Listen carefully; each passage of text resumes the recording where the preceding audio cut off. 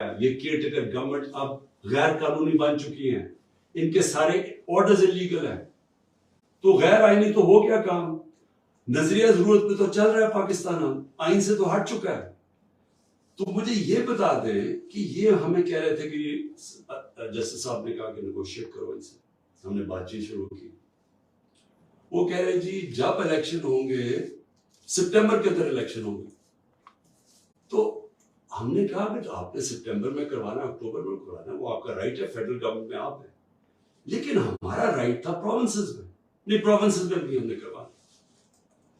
घरों से बाहर चले गए क्योंकि उनके घर पे छापे पड़ रहे हैं, तो इसलिए मेरा पूरा इंफॉर्मेशन लेना मुश्किल भी है और मुझे देर भी लगती है। फक।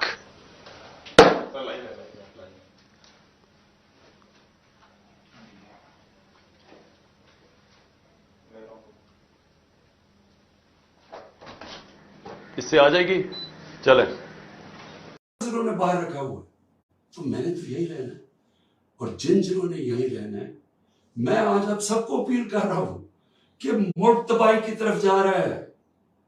कानून जिस मुल्क का खत्म होता है, इंसाफ का सिस्टम खत्म होता है, जिस मुल्क में जंगल का कानून आ जाता है, जो आ गया है, जिस मुल्क के अंदर आइन खत्म हो जाता है, जिस मुल्क के अंदर कमजोर के लिए कुछ सुनने वाला नहीं होता और ताकतवर जो मर्जी तय कर लेता है, वो मुल्क तबाह हो जाते हैं। हजरत अली का कौल है, कुफर का निजाम चल जाएगा, लेकिन जुल्म और नाइंसाफी का निजाम नहीं चल सकता। ये नहीं चलने लगा, ये कोई नहीं संभाल सकेगा। तो अभी भी एक ही रास्ता है।